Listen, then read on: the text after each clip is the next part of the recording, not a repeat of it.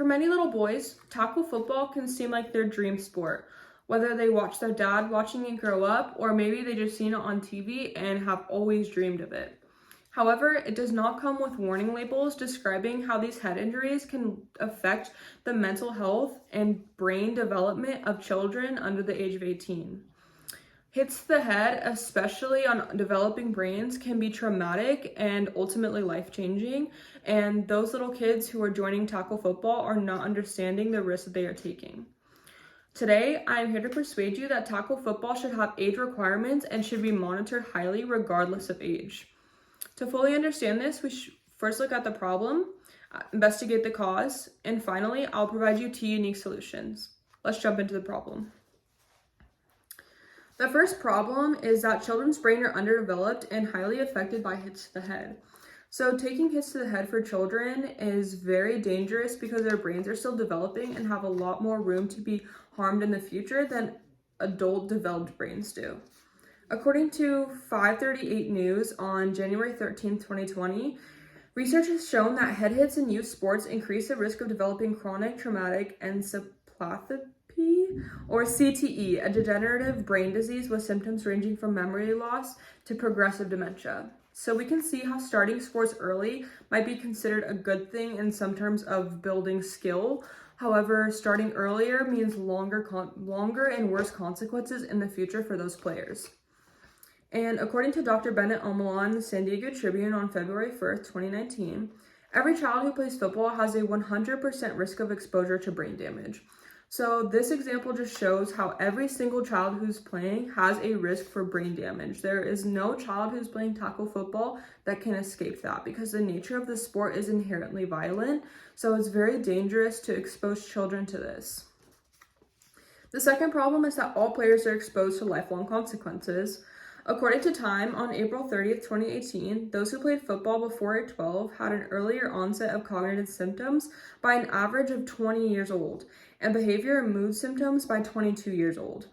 So this just elaborates on how early this can develop. So if you start playing before the age of 12, by 20 years old, you will already feel those lifelong consequences that start to come from taking so many blows to the head. And it's really not worth it to subject children to this when it can be avoided otherwise. According to Today News on September 5th, 2017, they found out if a child suffers from just one concussion that brings him to the hospital, that child is more likely to die by the age of 42, especially through violent means. He has 2 to 4 times increased risk of committing suicide as an adult, and about 2 to 4 times more likely to suffer as a major psychiatric illness as an adult. So this just elaborates again on how much risk truly comes with exposing children to hits to the head and tackle football, which is a violent sport.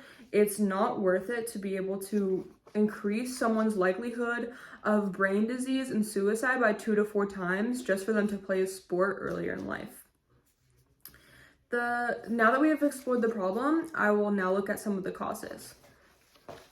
The first cause is that more often than not, helmets are a large reason young players are seeing so much developmental damage. So we feel that helmets are there to protect, and while yes, they do help protect, they also are a factor in how hard kids are hitting their head.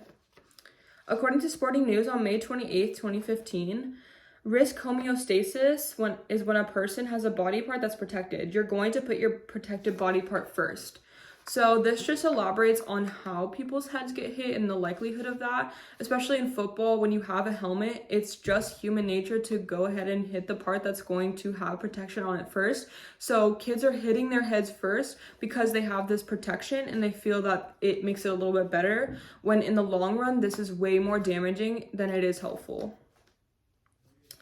According to KSDK on January 1st, 2021, when you snap your head back or get hit on the head, the brain shifts and compresses and tears the vessels. Once the bleeding starts, there's nothing you can do. So again, this just shows how serious it really can be and how it really does affect your brain and the vessels within it, which can cause internal bleeding or bleeding on the outside of the head, which are both really, really bad and can seriously be harmful to your child and even kill them. The second cause is the chance of being hit. So, according to New York Times on January 5th, 2021, those who participate in tackle football are 15 times more likely to suffer head injury in a game or practice. So, increasing the likelihood of by 15 times when you play tackle football is just shows you how actually dangerous it is and the consequences that can come with it. According to Vox News on April 3rd, 2019, exposure data shows children as young as 9 are getting hit in the head more than 500 times in one season of youth tackle football. So again, elaborating on just how much kids are getting hit in the head, which is the main cause of brain development, especially CTE, which is seen in a lot of professional football players and is a reason that many of them have to end their career early because of this degenerative brain disease. We have looked at the problem and the causes, and finally, I will provide you 2 unique solutions. The first solution is that there just needs to be more laws. This is similar to a lot of other things, but there just needs to be more restrictions. In my opinion, I think kids under the age of 18 have no business playing tackle football, especially when there's forms of football that they can play like flag football that are way less dangerous and are way less likely to cause lifelong consequences in the way that tackle football does.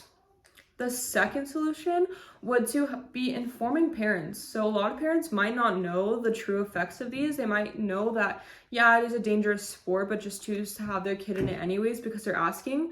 But if parents truly knew the science and the data behind just how much kids are being hurt by this and how much even professional football players suffer from this in their careers, they might reconsider letting their kid join Pop Warner or tackle football at such a young age, which can prevent a lot of injuries in the first place. So that is a really good preventative measure to put in place.